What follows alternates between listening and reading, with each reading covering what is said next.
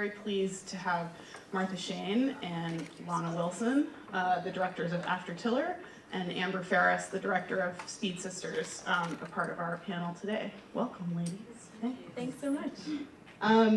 So I think the first thing we should do, just so everyone's sort of all together on this, is just show the trailers for these films so that we can sort of be refreshed about what their films are and be excited about them, and then we'll talk to them about sort of where they came from and, you know, the journey and challenges and excitement of making one's first feature documentary.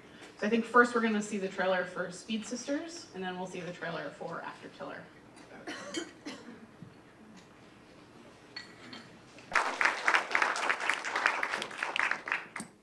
Thanks.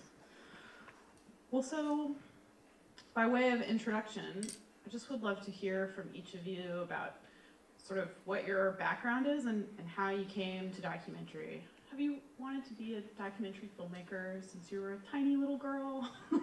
Or, you know, is it something that you came to, you know, from something else? Do you want to start, Amber? Yeah, I kind of stumbled into documentary filmmaking. I was actually had a career in advertising for the longest time, and sort of got to a point where I realized I really hated what I was doing, but always really loved you know, documentaries and photography and storytelling. And I was sort of, in sort of a long story, I ended up in Ramallah in Palestine. I went to go for 6 months just to work for a little bit. And my background is I'm Lebanese Canadian, and so I had always been really interested in the Middle East, and sort of just went.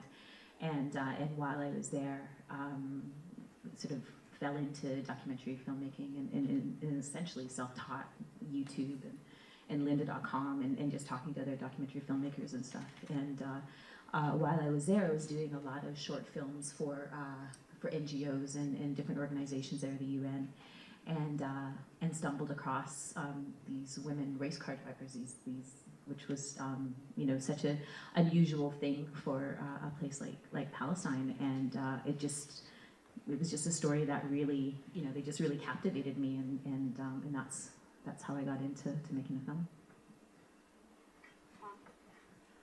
I also had a previous career.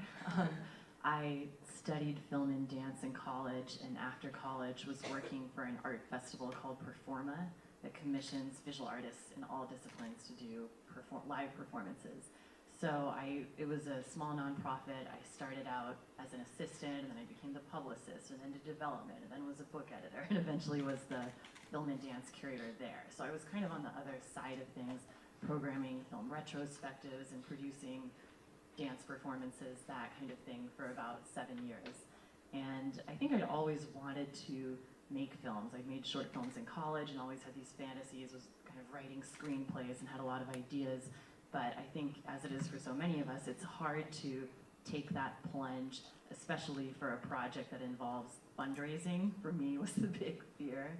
You know, having to ask for money to make my like narcissistic screenplays was something just seemed impossible to me.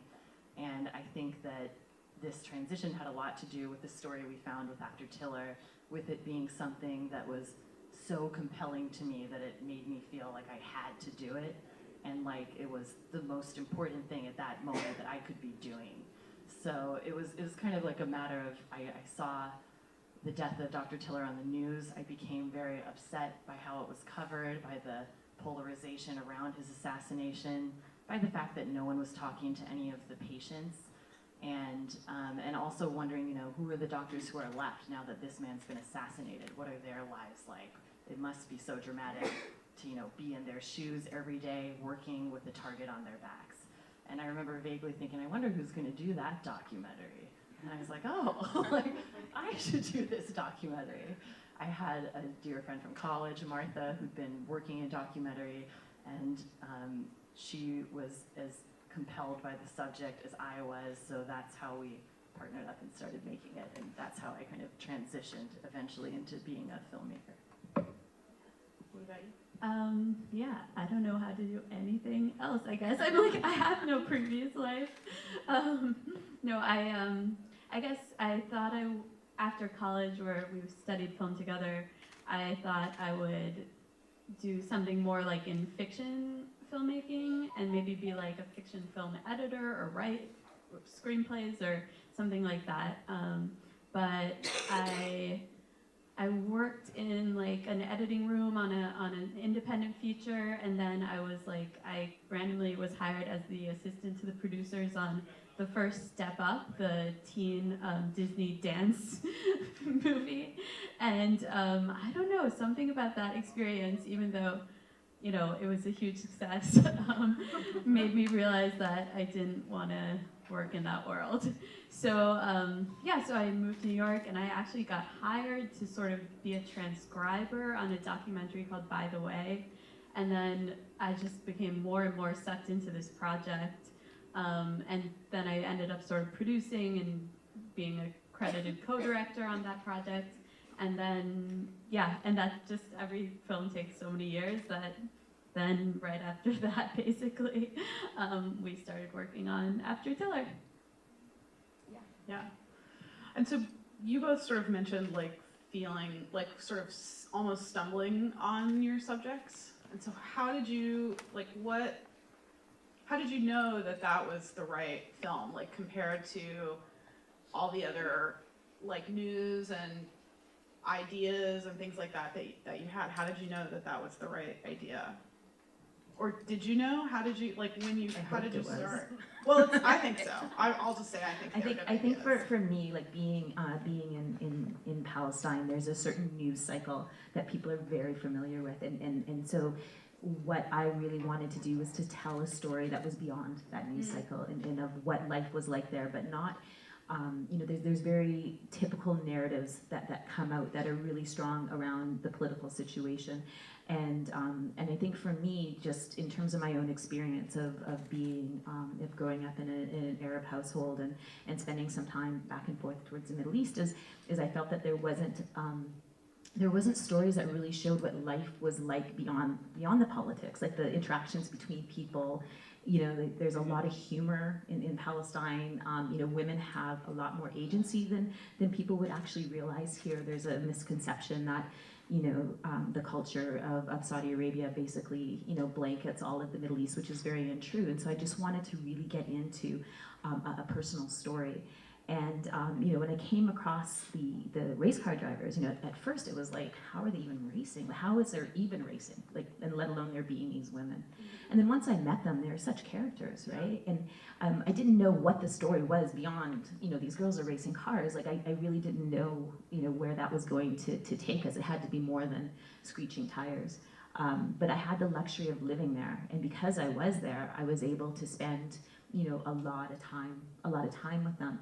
And then the story sort of appeared. But I mean, there was a lot of like hit and miss, right? Like we would be like thinking this was going to be the main thread of the story, and then that would just die or it didn't work out, or it was a lot of it took a lot of filming. I would never have been able to make that film if I hadn't been living there, and actually part of the community there as well. It provided sort of a level of access that it would have been hard to have if I was just coming in for 2 weeks every few months. Sure.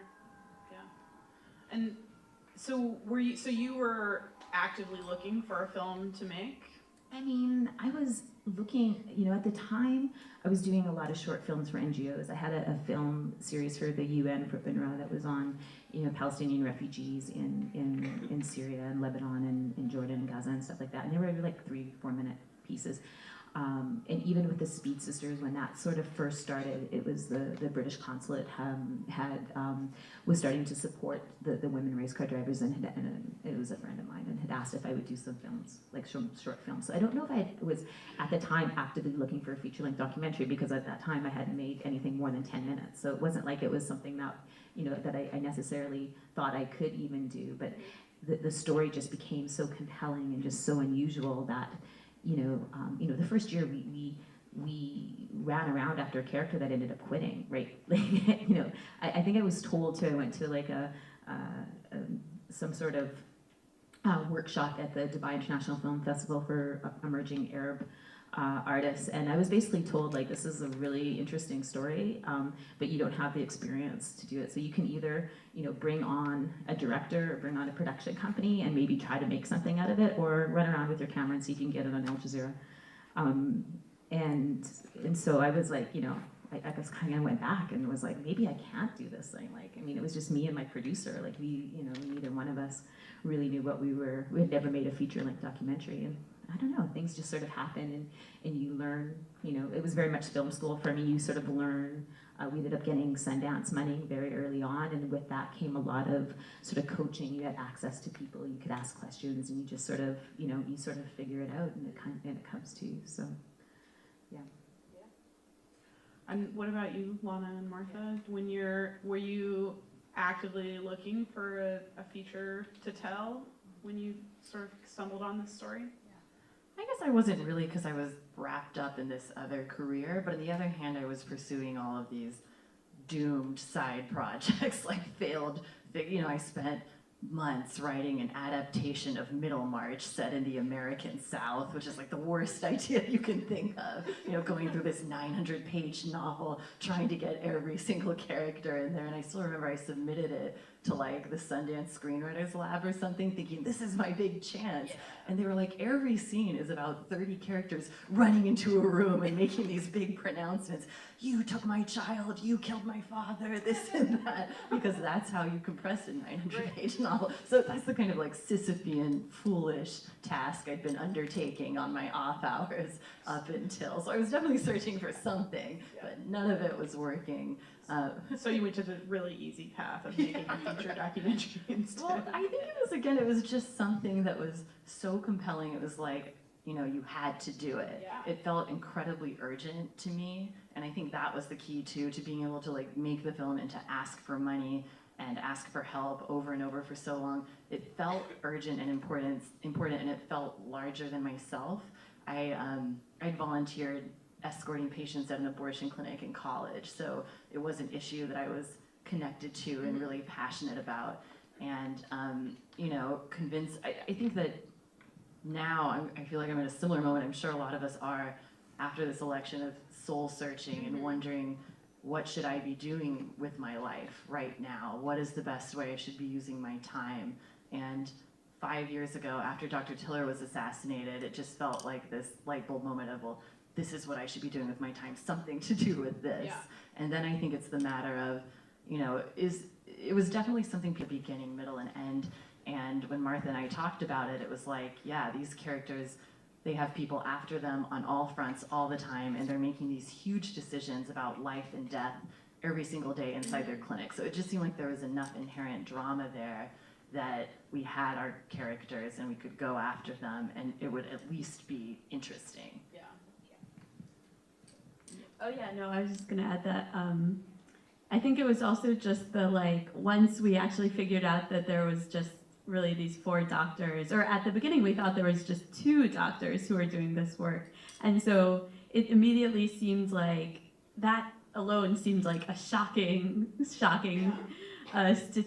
statistic, and it also gave the film like a very clear focus. Like, obviously we're gonna film with these 2, and then when we learned about the other 2, we're gonna film with these 4, and it's very limited. And also I think we were very much like, well, the perspective that hasn't been heard from in the abortion debate is the doctors, and so it was clear very quickly to frame the whole film from the perspective of the doctors and go inside the doctors' lives and try to stay away from the sort of activists on both sides. So it was just nice to have a very clear focus, I guess, from the start. Yeah. And so that's sort of that's what you started out to do, is to tell the story about the doctors. And then once you met the doctors, did it change for you, the concept of the film?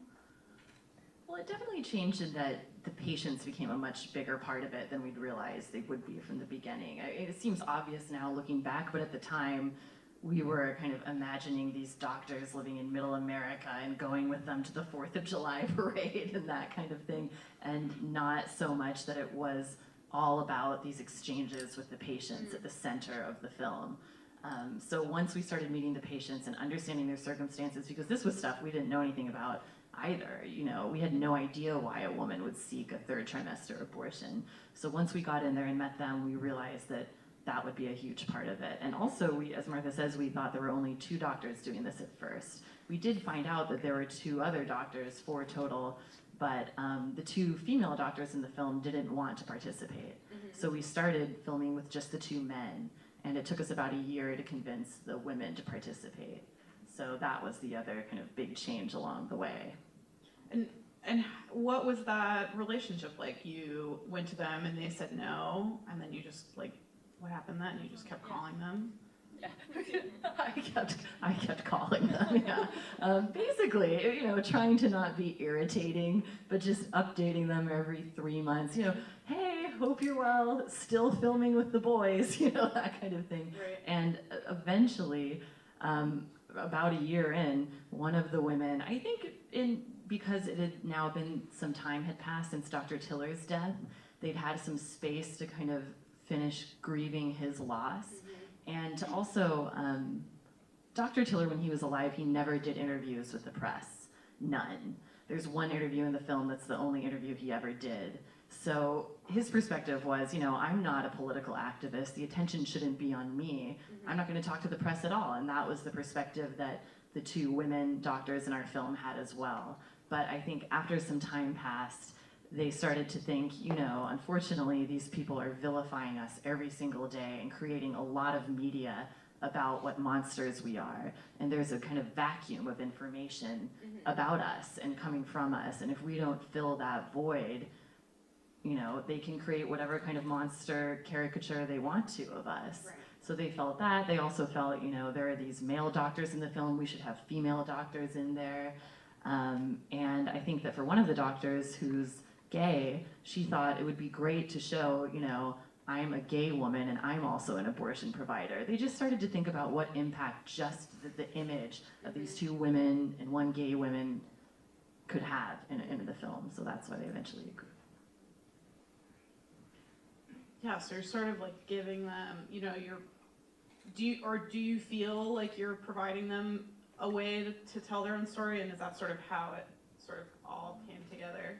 Yeah, definitely. I mean, that was definitely how we framed it from the beginning was, in the absence of you telling your own story, in that like sort of vacuum that's created, the anti-choice people will do it. And I mean, I think, there's definitely security concerns with the film, and we worked closely with this nonprofit, the National Abortion Federation, to like sort of talk about how we could make the film in a way that didn't, to a large extent, the anti-abortion people already knew where they lived and, what their cars looked like, but still trying to give them some measure of privacy where they could have it. And then, yeah, I think it was just a conversation about how, in some ways, I think about this all the time with other documentary projects as well, but just that it can make you safer to have your story out there and for people to know what your perspective is, and to sort of, films that like humanize people who are otherwise very easy to demonize. So yeah, that was like basically, I think, a big part of why they agreed to participate. Yeah. And Amber, with your subjects, it seems like they also are, maybe they don't have the same drive to tell their own story, but can also be sort of widely beneficial for them. And so do you think that was a part of them agreeing to be in the film, to sort of illuminate the kind of thing you were talking about earlier about changing the perception of what Arab women's lives are? They definitely wanted a voice. They wanted to tell their story, definitely. I mean, and I think Palestinians in general do. So it's actually it's interesting, because like I was saying earlier, I was just at Standing Rock over this last week in filming there, and it was a lot harder to, they were a little bit more cautious about the media, not so open to tell their stories. Like, it takes a long time. I can see with the film that we may be doing there, it takes a long time to build those relationships and that trust in order for them to sort of become that forthcoming. The Speed Sisters were like, blah, like, I'll tell you everything. Like, they were, they were super open. And the thing too is because simultaneously, like, we were making this film, and then at the same time there was a ton of media about them. There was a lot of articles being written, from all over the world, and so what we had to do very early on is decide how we were going to use that. So we wanted to sort of stake our claim to let them, people know that there's a documentary being made. So back off, like, nobody else can do this. And as well as we also gave them a lot of photographs and little clips and stuff like that they could use on their own social media, and they loved it, right? Yeah. They were, But you gave your subjects those? Yeah. I mean, tools? I wouldn't recommend doing that for every film, and probably for most films I wouldn't. But just little clips of them, like, doing donuts in their car, or like, fun stuff that they could use. And so it kind of, like, they love that. These girls are like, they're race car drivers. Like, Yeah. they are like, they love attention. It's Yeah, not they're like building they're their not own built to, brand, they're like out there.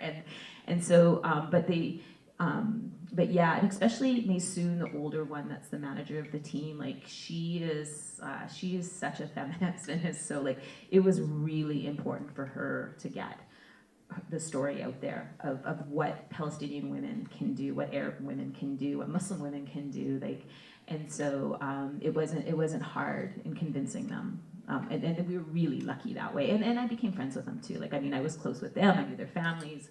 We 4 of the 5 of them lived within a walking distance of where I lived.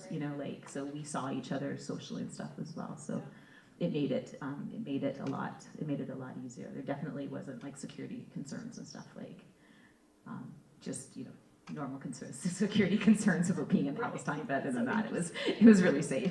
I'm so curious about those situations where you're like friends with someone too, though. That sounds so much more terrifying to me in a way, having to negotiate, when am I in my filmmaker zone and when am I just being your friend here?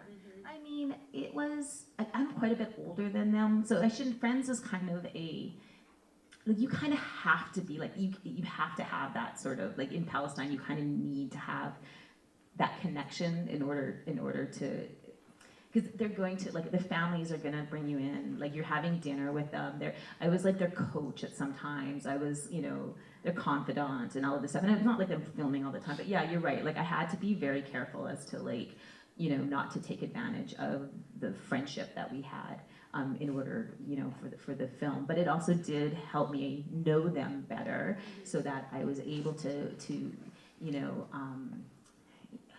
like, you sometimes set up situations, like, I'll bring, let's take Mara and Noor and Mona, and let's just go train somewhere and see what happens, and stuff happens. Like, so you kind of know the personalities, and if you put them together, what, so I kind of played on that a lot more than yeah, but that is, you're right, you do have to be really careful as to keep them both somewhat separately and not take advantage of that. And I think for us it was really important when we were making that film, because there's a lot of different films that we could have made, and what we wanted to do was to make a personal film about them. It was about the girls. It wasn't about the politics. It wasn't about it was like sort of everything that happened. It was like what happened to them. So that's how we brought the politics into it. That's how we brought, like, the social issues into it.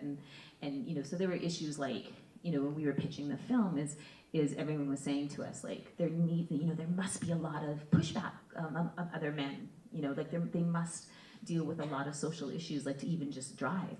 Clinics, it would have been hard to make the film if we felt otherwise. So I think it really helped to be basically on the same page in that sense. But there were really, like, the scariest moment for me of making the film was showing the film to the doctors. And we went around and we watched the film in person with them, like, right after we heard, or right before we heard, I can't remember, that we had gotten into Sundance.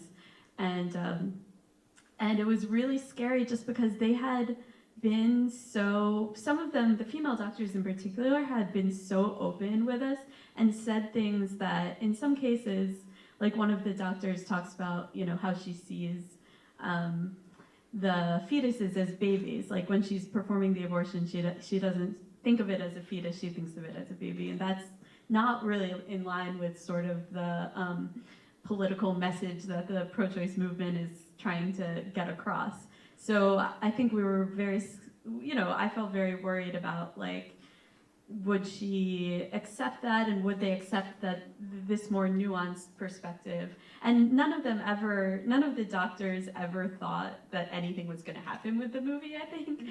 I think they were like, oh, these seem like some nice women, like, let's help them out. But, you know, they would sort of be like, one of them was like, hey, you know, there's this Oakland Women's Film Festival, like, maybe your film can premiere there. I'll like put in a good word for you. And so I just don't think they thought it was gonna get the attention it did, which helped, you know, probably was part of why they were so open. It wasn't like, they weren't saying the things you would say when you're talking to CNN, Right. basically. But, you know, in the end, I think that you have to give your subjects credit for having a complex understanding of what a film is and what a film does and what you're doing. And in the end, they were all very supportive of the film and didn't really have any issues at all, any major changes that they were fighting for. And yeah, so I think that's sort of my takeaway, is just like give the subjects credit for understanding like what is happening when they're in a film. Yeah, and I think, you know, they understand, and it helped that we told them this from the beginning, you know, that what makes us different than CNN is we're not reporting news here. We're artists. We have a vision and a plan for this film that's going to take audiences on this emotional journey. So you could say to them when we're filming, we want to film you talking to this patient because when audiences see that, they will feel X, Y, and Z. To remind them of like what the outsider experience is of seeing the kind of thing that's just a part of their everyday lives. Because sometimes, you know, it can be like, why am I supposed to do this now? Why do you want to film this? Seriously? You know, you want to film me just walking around the block with my wife over and over for like 2 hours and explaining, yes, because X, Y, Z, this is why we need it. And I found, and I think more and more, like, especially, you know, in the last year, I've been doing this more and more with this other film I've been working on, just kind of, I think it's true, we went into this film with it almost like, you know, who knows what's going to happen with this very low-key approach, which I think made so much sense for that film because it's security risks all the time. These people are in fear of getting killed all the time. So having this relaxed, low-key approach.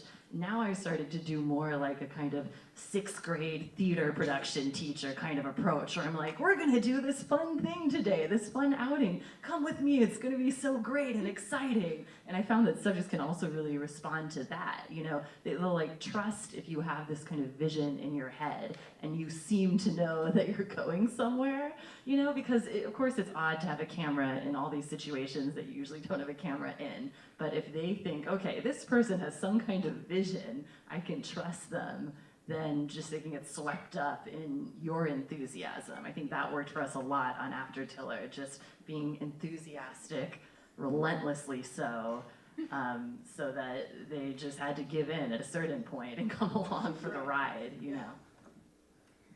Yeah, I don't know. Speed Sisters, like, they were just, I don't think they really, like, as much as we tried to explain to them what we were doing, I don't know if they ever really got, like, I mean, I don't watch a lot of documentary films. Like, they loved having us around. I had an all-woman crew. It was just always, it was quite fun for them. And I mean, like, we got stopped by the Palestinian police once, and I was sort of filming, and they were like, one of the girls was like, oh, don't worry about them. She comes with me everywhere. She just like, we have a film crew following us everywhere. Like, it was just like, of course they're with us. Like, it was quite funny, but I don't think they ever really, because we were, you know, there was a lot of clips, there were little trailers, there was a lot of photography being done, and so they kind of were like happy with that. And it was like, you know, 4 years go by, and I always thought that, you know, they must think, I don't know if you've ever seen The Gift Shop, you know, where that guy is like filming, and there's just this like room full of tapes. Like, that's kind of what I felt like. It was 4 years of just filming, and we didn't really do anything with it. And I thought they must just be going like, what are you guys doing? But they seemed to be happy for how, you know, they liked the atmosphere and stuff. And so when we finally put the film together, and I mean, we used a lot of we had a lot of Palestinian advisors on the film because it was like something for us that was like very important for us to get. You know, the film was really about Palestine, and we wanted to make sure that the film was able to play quite really well for an Arab audience as well as an international audience, but we wanted to really make sure that we got, you know, the nuance of the place. But we didn't show them any early cuts or anything. And then we ended up doing a special screening in Doha, and it was quite funny because like Doha, like they flew us all out first class. They had like a red carpet. We were driven in like like these antique cars, like it was like cameras it was like this big deal, right? 1,000 people in a theater, and it was like, yeah, it was like, and they were kind of like, what? And then they saw it for the first time with that audience, because I didn't want them to see it in a way that was where they could nitpick on things, and so they saw it, and for the most part it was really, they all accepted it except for one character who really didn't like the way that she was portrayed, and that was really tough, like to be able to sort of explain to her.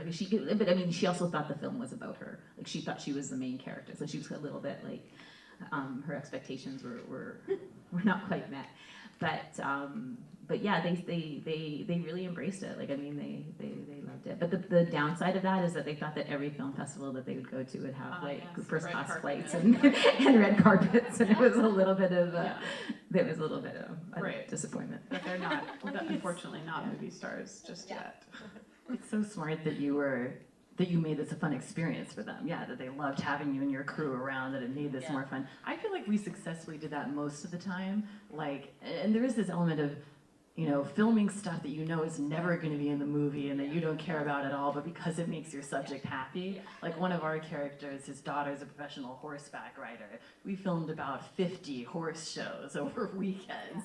You know, obviously we're not going to have a dressage competition in this movie about abortion doctors, but it made him so happy, and it made him feel like we respected his family. But there was another character who I feel like we kind of didn't quite do that with, and you know, your story about having dinner with them and their family at home, like we probably should have done that at the beginning. Like one of the doctors couldn't stand having us around. She just wanted this to be over. She was like, how many more days do you need to be here? It was horrible for her. And some people just don't take some to people it. just Like, don't it's take just, to it. no matter how much that relationship is, they just they don't feel comfortable around that. It's true. You know, but then at the end of the process, we were like, we should film her kind of having dinner with her family at home. We did that for the first time, and she was suddenly like, I feel so relaxed now. And we were like, oh, we should have done this months ago. Yeah, no, I definitely think, like, kind of just rolling with it. Like, that doctor that Lana's talking about, at one point, we were listening on the headphones, but not filming, and I just heard her say to someone else, like, get those fucking filmmakers out of the clinic. And so we just, like, calmly just, like, went to have lunch, and then came back, and I think eventually it was okay. And I was just filming something else where I heard the girl we were filming at one point say, like, I wish they would fucking stop following me. And then it was just like, you know, you just have to give people breaks, I think, and that's sort of like the lesson is like, and sometimes you can anticipate when they need a break, and sometimes you can't. So, but like in both those situations, like we got great footage and it was fine in the end, and we're all friends and it's fine. So I think just kind of rolling with the punches. I don't know. Yeah, you forget about all the discomfort in retrospect too. Like so often you're shooting and feeling like I am intrusive, I'm ruining this person's life, you know, getting in the way of their practice. I've been making this film about a guy who does suicide prevention work. All these suicidal people are staying away because I'm here today, and I have to think, what does that mean? Am I interfering in them being able to get the help they need? There's a lot of times where you feel horrible about what you're doing, you know? And I think you just have to, there's no easy answer that I've found anyway. I'm curious, but you know, how do you get through that and convince yourself this is okay? I guess the only answer is in moderation, giving people breaks, giving space, saying, you know, whatever's best for your patients first, and I'll be over here in the background, hidden, whatever. I guess that's all you can do, really. But it's very uncomfortable a lot of the time. Yeah. I want to open it up for questions for you guys. Make sure you guys have some time to answer some things. Yes. Yeah, question about story. Did you have some general expectations at the starting of like what the starting, the middle, the end of the film would be, and then how did it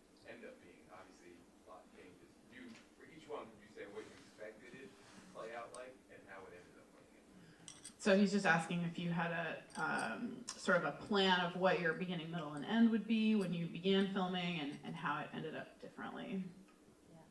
For me, at the beginning, no. That was the problem, because, like I said, I had these really amazing topic, really compelling subjects, but we didn't know what the story was like beyond, and it was almost like a year and a half, 2 years into it when, you know, like I actually, after the first year, after the woman that I thought the film was going to be about decided to quit, was Mara, the person that ended up being the main character was the hardest one for me to actually to connect to and to film, because my Arabic is really bad, and she didn't speak English. She's the only one that didn't speak English, and she lived the furthest away. But I went out and did an interview just with her, which I hadn't done before, and I realized that she was a very compelling character, but she also.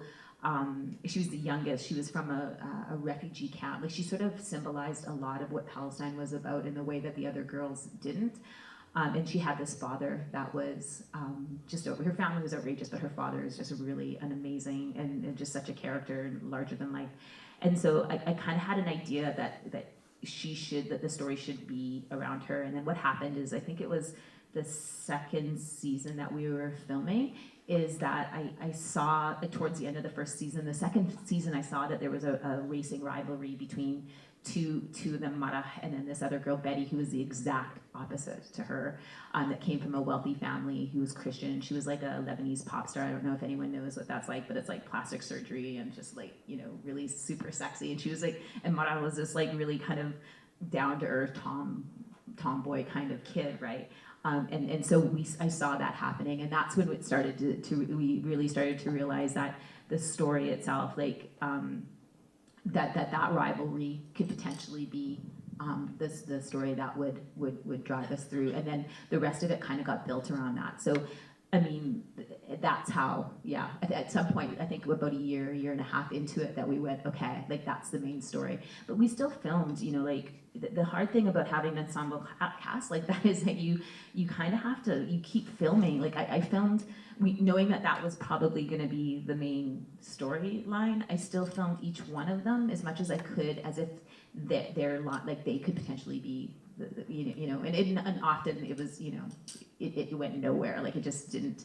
But we had a lot of good footage, and then it was just a matter of like a lot of it was just, it was in the edit that we were able to bring out, to weave. How do we weave it all together? Because for us the hard thing was, you know, we knew that we had this rivalry, we had this story, and it did have a start, middle, and end in terms of and it brought the races in, but we had, you know, 2 years worth of races, you have the political situation, you have their personal lives, you have, like, there was so much that we had, and it was trying to figure out the balance and how do we weave it together so that it doesn't feel like one part of it is like, you know, that you don't want to be watching, the races aren't that interesting really, you don't want to be watching, you know, donuts like the whole time, and you know, we didn't want to hit people over the head with the political situation, and it was just, and we wanted to make sure that all of the girls kind of, like, that their personalities and that they were, you know, apparent in the film. So that was it, that a lot of that came out in the edit, and fortunately enough, I used an editor that was based in Jerusalem. Her name is Rebecca Yahya. She actually lives in upstate New York now. She's really amazing. And so we had the luxury of editing and then going back and filming when we needed to, so that we were that we could fill in gaps and holes and stuff, which helped a lot. You know, I would say we knew the external story, but were surprised by the internal story that emerged. We knew going in, this doctor is the new #1 villain of the anti-abortion movement. In fact, they've all announced they're moving to Nebraska to bring him this clinic down. You know, we knew that, and we were in a year, 2010, when more anti-abortion laws were passed in the country than ever before. So it seemed like a pretty sure bet that something was going to happen, and it did. A couple months after we started filming, an abortion ban was passed in his state, Nebraska. So we thought, okay, that's the backbone, the narrative backbone of the film. He's going to get kicked out of Nebraska. He's going to try to open a new clinic, and we'll end with him successfully opening a new clinic. It sort of worked out that way, but along the way we found, well, there's also this much more interesting, in some ways, internal story arc that we express through some of the other characters, which is they are incredibly conflicted about the work that they're doing morally and ethically. And you know, the film is almost two halves. There's this forward driving narrative of this guy getting kicked out of Nebraska trying to open a new clinic elsewhere, but we wove into that these women